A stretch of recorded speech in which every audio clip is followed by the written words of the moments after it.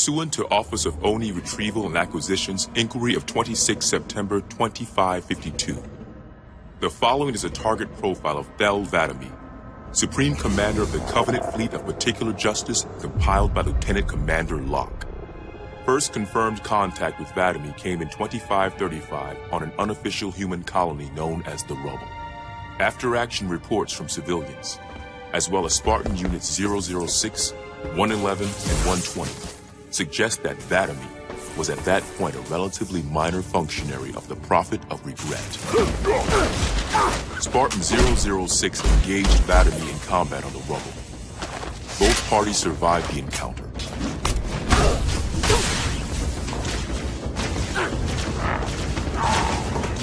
Shortly after 2535, the UNSC first encountered the newly formed Covenant Fleet of Particular Justice, now led by Vadami.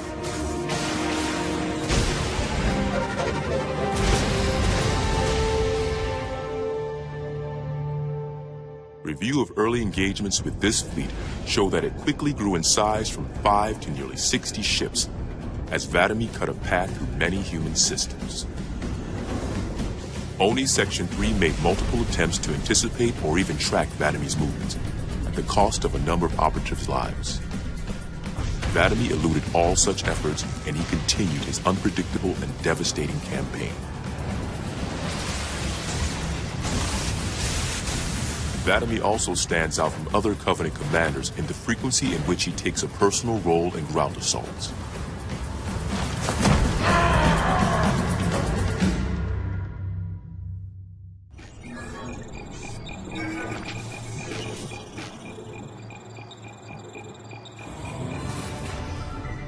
Camber was a major manufacturing center for UNSC fleet materials with a population of 5.6 million.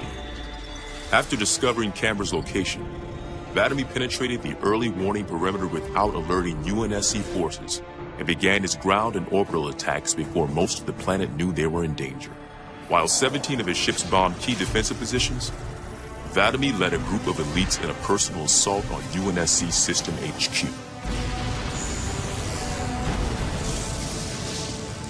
One of the first units to engage Vadami was the 3rd Battalion Reserves, who were so unprepared for the arrival of the Covenant forces that Vadami found them unarmed and defenseless.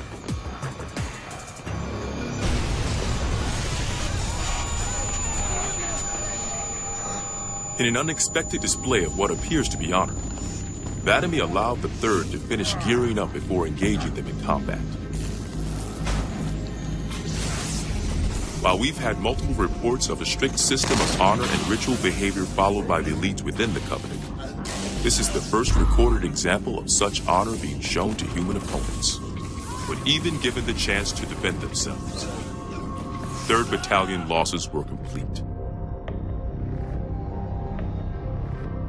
Vadami continued his campaign across many human systems, culminating in his most devastating blow against the UNSC at Reach.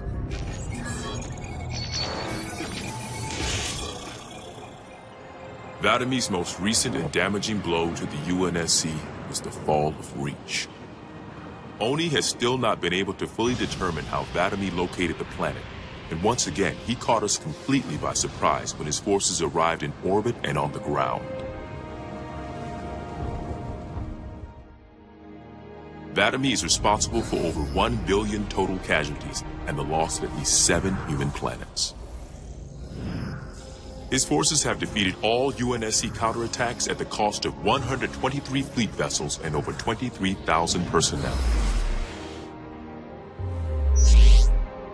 And now with Reach lost, ONI and UNSC strategic AI report a 0% confidence that the Navy can stop Vadami through traditional means. In the opinion of this investigator, Vadami is the most dangerous Covenant military asset on the field. It's common knowledge that the Covenant have a significant technological advantage over the UNSC, but are sometimes inflexible in their tactics. This is not the case for Vadami. We cannot predict what he'll do next, but given time, we fear he will dismantle all remaining UNSC strongholds. This agent's recommendation? Immediate termination. If humanity wants to survive this war, we cannot do it with Vadami on the field.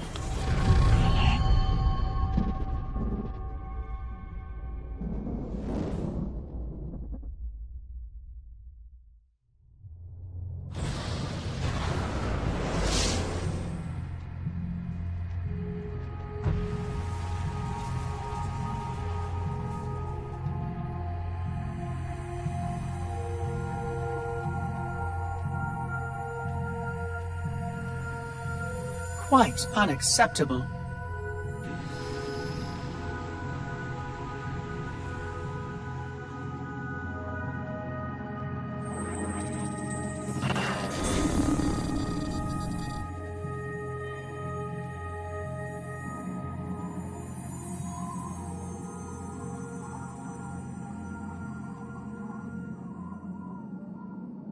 Glorious day. The prophets will be pleased that we have rescued an oracle from the humans' violation of the holy temple. Why do you keep calling it a temple? My installation was a weapon, and one which we needed very, very badly. But Oracle, I do not understand. We were told the rings are salvation, a gateway to paradise. Told? By whom? Anyone who told you that is a fool, or quite mad. That installation was a beautiful tool, designed to destroy everything the Flood might feed on. Everything? Oh, quite everything. And if even one Flood spore survived the destruction of my ring... Communications. Shut down all lines to the fleet. We will not notify the prophets of our discovery until I hear everything this oracle has to say. I will gladly share what I am permitted, but we have little time. What has been unleashed here could destroy everything you have ever known. On that, Oracle, we are in agreement.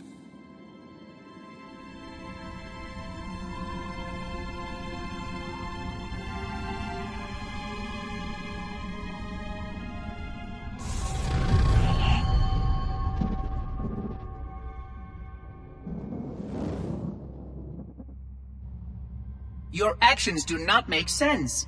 Proper protocol for a Flood outbreak is to establish immediate infection reporting. Communications must be maintained with all local forces in order to track any spread of the parasite. There are no local forces, Oracle. For now, all you have is me. But I tracked multiple ships in orbit, including some remaining human presence. In light of the danger posed by the Flood, surely you can set aside this disagreement with the humans and... No. Anything still alive in orbit is our enemy. The humans have very good cause to kill us on sight. And the knowledge you've shared with me casts doubt on the entire purpose of our covenant. If any of our ships remain above us, they are not the help you seek. But why would they not provide assistance? Because of this talk of prophecies and journeys? I learned a small amount about your covenant before that reclaimer blew up my installation. But my understanding is incomplete. The AI I encountered on board one of your ships was less than forthcoming. What you need to know, Oracle, is that thousands of years ago, at the founding of our great covenant, a bargain was struck between the prophets and the elites. A bargain which I fear will be the end of us.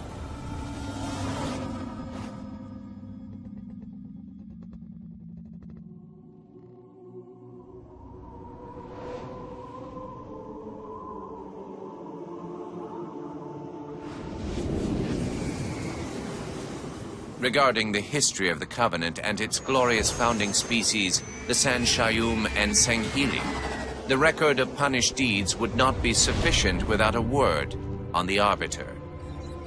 Not the consignment of shame that it is currently, but what came before, the legendary warriors of Sanghili past.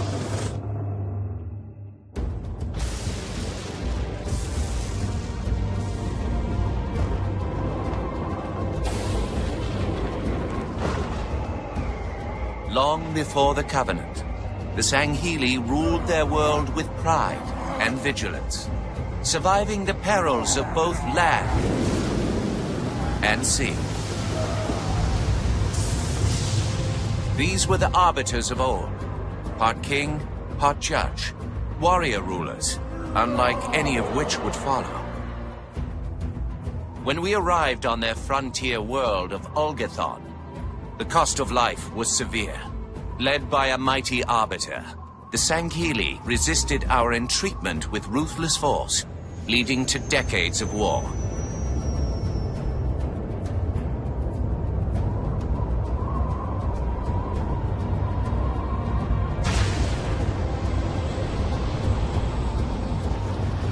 We would eventually triumph, of course, And when we did, we would not ignore the mantle of the Arbiter. Like all things, we would bend the Sanghili to our own ends. The Arbiters would become the very will of the Prophets.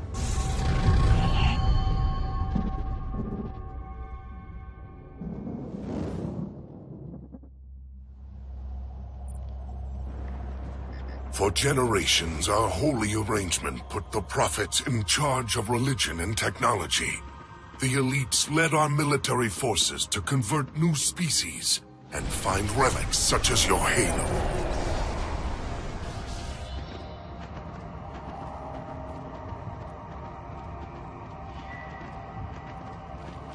And these relics you sought, the San Shayum, your prophets, told you that they would lead you on this great journey? Yes. Transcendence, eternal life. Their promises were endless. We gave up our old ways to follow the Prophet's lead on the great journey. Gave up all of our history. All of our traditions. Not all of your traditions, it seems. This Arbiter you mentioned, hasn't that always been a position of power for your species? Power?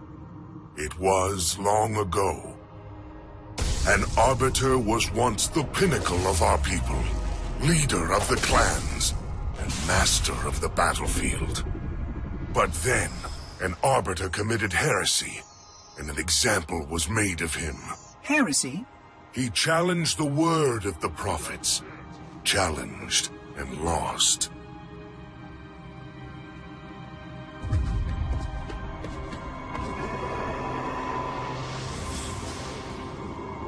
So the title of Arbiter became a badge of shame for our most spectacularly failed warriors.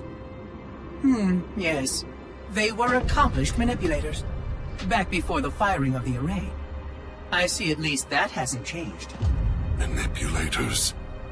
What? And before? Before when? I will explain later. Right now, I want you to tell me everything you can of these Arbiters.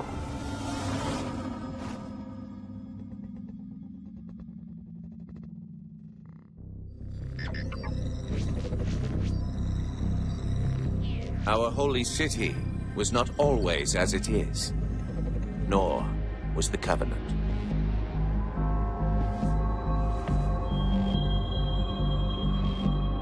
At one time, it was only San Shayum and Sanghili, but as we grew, and new species were added to our number, radical steps had to be taken. Our first encounter with the Lek Golo was an effort in futility.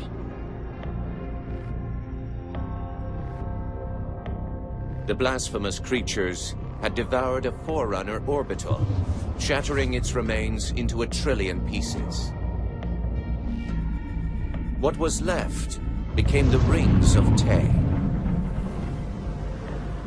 As no conventional methods could purge the rings of their infestation, we sent one of our most faithful, an Arbiter. For a full year, this Arbiter ventured across the surface of one of their moons, learning both their strengths and their weaknesses. It was there that we discovered the Lek Golo's secret.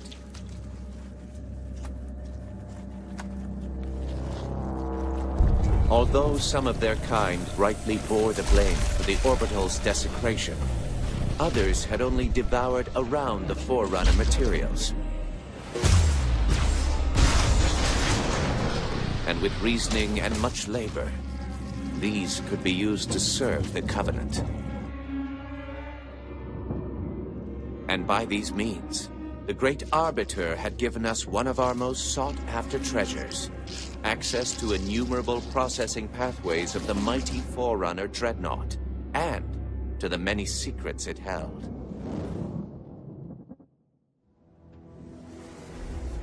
It is most unusual that in all the exploits of these Arbiters, you never mention their role in choosing their missions of redemption.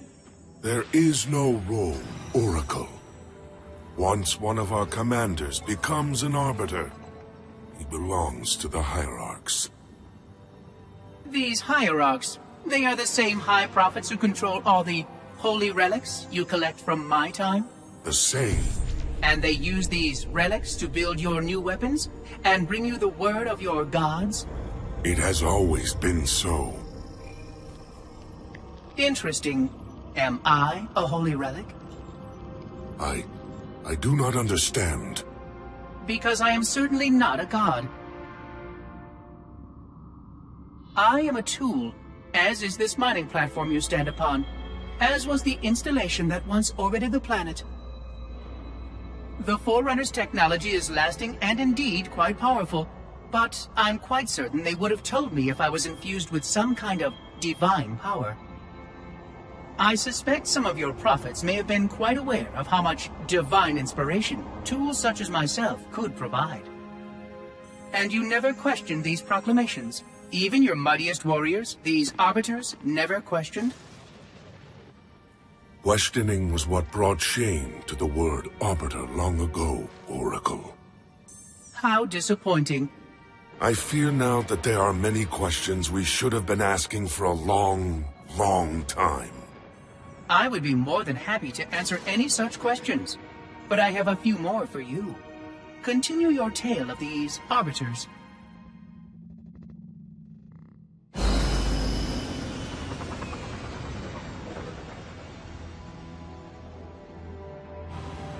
Whereas most species were grafted into the Covenant by faith or mutual beneficence, the Unggoy were not such.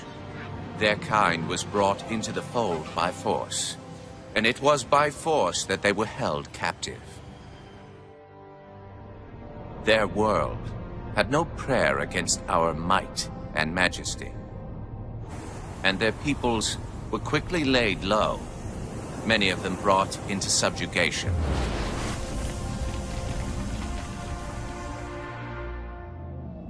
Yet while some species would perish under such pressure, others rise to the occasion, taking arms if need be, fighting back. Such it was for the Unggoy when their feud with the Kig-Yar led to rebellion. An effort by the Kig-Yar to sterilize the Unggoy population was met with stiff resistance, and for a time, the holy city was thrown into chaos. Once fully provoked, the Unggoy were merciless in their violence, lashing out at all species. Their large numbers and their tenacious volatility made them a suitable challenge, even for the elites. And yet again, we turned to an Arbiter. And with a ferocity unparalleled since the beginning of the Covenant, the Unggoy world would be reduced to glass. Those within the holy city would be forced to watch, unable to stop what could have been the very end of their kind. The Unggoy rebellion was brought to an end by the Arbiter's hand.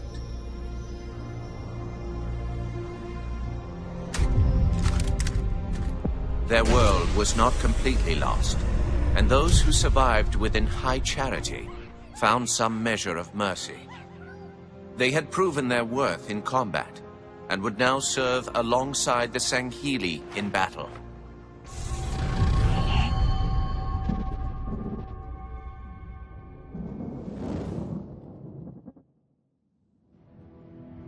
I'm starting to fear that you're not very smart. Mind your tongue, Oracle. Oh, I mean no offense. I'm not talking about you. I'm talking about your species. How long have these prophets been anointing Arbiters? Since the fall of Falchavami, the first disgraced Arbiter, roughly 400 years ago. Incredible!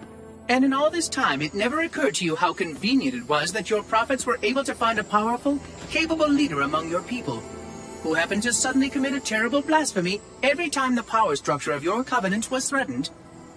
I do not understand. You do little to dissuade my fears. Then teach me. Looking back at the record of the Arbiters you've discussed, was it not surprising to anyone that those chosen to become Arbiter were more than simple warriors? How so? Each of them had significant political influence among your people. In some cases, that influence was already being used to question the decisions of your hierarchs. In fact, that very questioning often gave rise to the charges of heresy that so neatly removed the challenger from the hierarch's concern. And once they were branded Arbiter, they promptly and quite cheerfully ran to meet their deaths. all our lives we look down at the path, put our feet where the prophets tell us. All our lives spent convincing ourselves of the truth of our covenant. Could all of it truly have been wasted? Let's hope not all of it, for we have a great deal of work to do. The Flood is still out there, so I require a cooperative reclaimer to enact proper containment procedures. But your Covenant keep trying to kill all the reclaimers I can find. All this bickering is quite a deadly waste of time. Right now, the most important question we can ask is this. Who could break this hold the prophets have over you?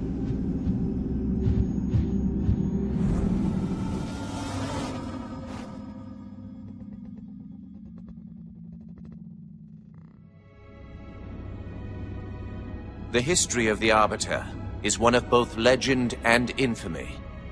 Their name has been corrupted by great shame, though the contemporary is perhaps the most confounding of all. Thel 'Vadamee was born of noble blood, the legendary House of Vada. His family's renown demanded great expectations for his military career, and he would meet them all.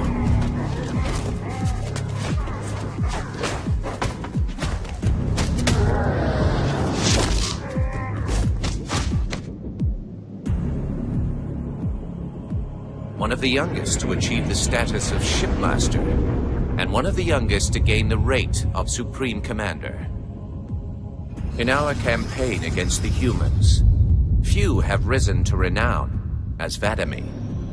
World after human world, all laid low for the sake of the great journey. But then came Halo. Shame unto shame. He failed his greatest charge, and the sacred ring was desecrated. By such disgrace, Thel 'Vadamee became the Arbiter. As a mere scribe, I do not challenge the word of the hierarchs, but I would be remiss not to voice concern. This Sangheili should have been put down, publicly slain as an example to all of our prayerful expediency.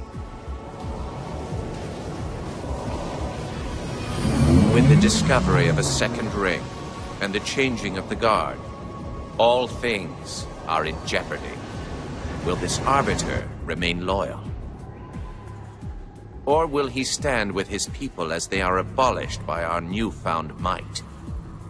I would never openly challenge the divine proclamations of a hierarch, but this Arbiter is a risk I would not have tolerated. And I now fear the days of the Covenant are numbered.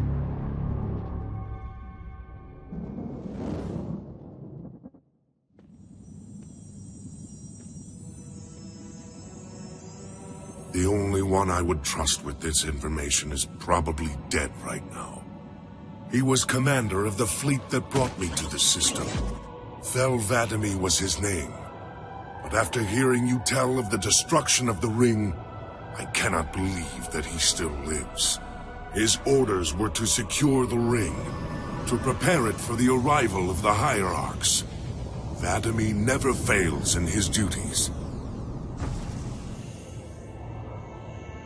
If the ring is no more, then 'Vadamee must be dead. Duty can indeed be a dangerous virtue. But even if he did live, wouldn't this sense of duty make him quite unlikely to set aside his allegiance to the prophets? Perhaps not.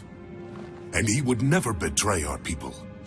No, if we were able to just speak to him, explain everything you have told me. But no, these are futile hopes. If he did live, and if he was returned to the High Prophets, they would most certainly punish him for the destruction of the ring. In fact, He would be the exact kind of leader the hierarchs would make Arbiter. They would need someone to blame for the loss of the ring. His influence within the fleet grew with every one of his victories over the humans. And if he did become Arbiter? Then he would be lost to our cause. Without the knowledge you've shared with me, he would obey the prophets without question. I doubt he would even respond to his former name. I don't know what it would take to overcome, but as you say, we don't have time to ask such questions, and Vadami is almost certainly dead. If all your hopes rest on him, then I fear for the future of this galaxy. As do I, Oracle. As do I. But I will begin our fight. Make others aware of the lies the prophets whisper in our ears. And soon, we will find more who will take up our cause.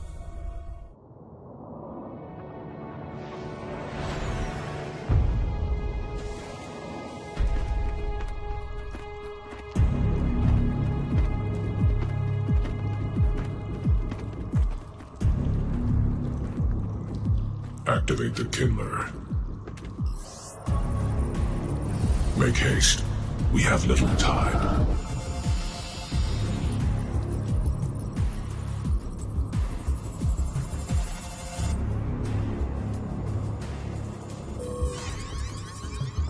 It has been found, Commander. Very well. Mark the coordinates and proceed with caution.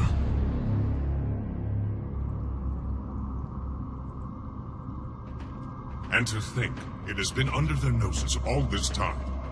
Humans are foul animals. They lack the intellect and the purity to discern the ways of gods. Prepare the luminary for retrieval. The Hierarch will reward us for our devotion.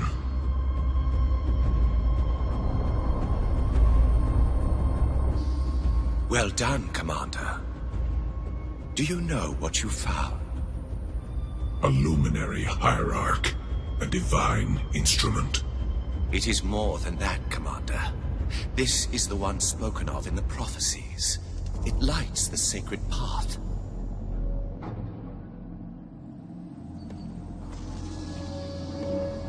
Stewards, good news, I pray? It was not easy, Blessed One. The luminary was not forthcoming with the holy words, but our hope proved true.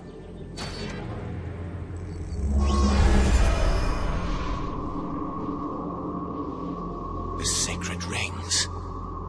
Halo. And not Halo alone, High Prophet. It also told of this. The final home of the Forerunners, and the creation of the sacred rings. The Ark. By the gods. It is glorious. The stories were true. Where did the gods hide such a treasure?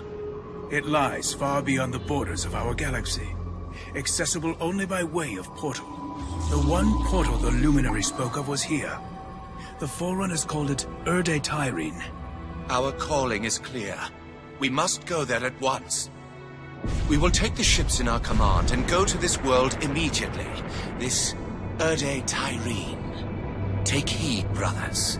Your work signals the culmination of our Covenant's holy quest. Hold fast. The great journey is at hand. Roger that, Chief. We'll meet you at the rendezvous point when we're done here. Blue 2 out. John should be here too. They'd listen to him. Somebody needs to be getting work done while we deal with the red tape. What do you think they want from us? It's naval intelligence, Linda. They want us to tell them everything's gonna be okay. Hate to disappoint.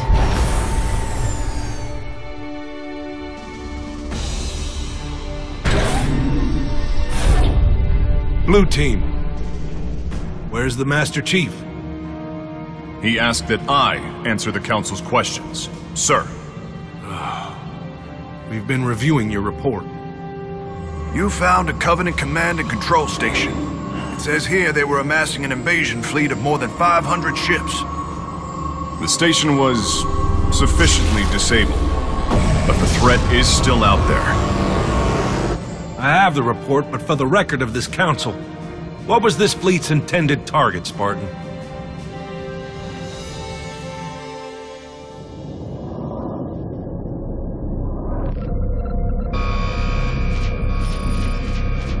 Station Control, can I get confirmation on probe Charlie 319er? Looks like it might be a faulty reading, but... Alert, alert, alert, alert. This can't be right.